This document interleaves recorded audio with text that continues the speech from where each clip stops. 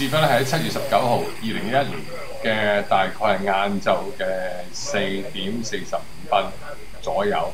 咁路面情況咧係正常嘅。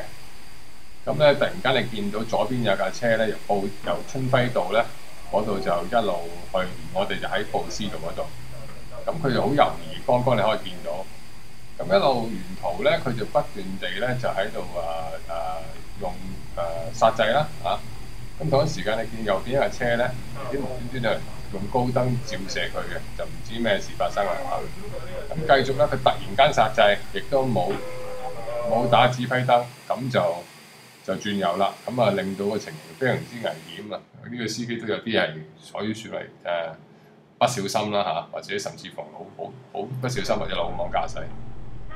再睇多次啦，突然間好急剎，指揮燈都冇打就轉右。佢個車牌 number 係 Hotel Uniform 3637。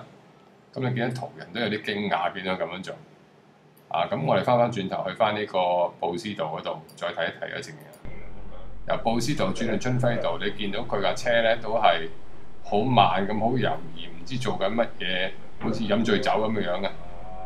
咁原來一路行啦嚇。咁而家呢個 speed 係1成嘅，係冇加快或者減慢。咁有見佢揼逼㗎，咁差唔多到呢度咧，見到迎面有架車咧，突然間見到佢就閃佢燈嘅，唔知咩事發生啦。咁跟住再睇一次咧，突然間急剎，亦都冇打指揮燈。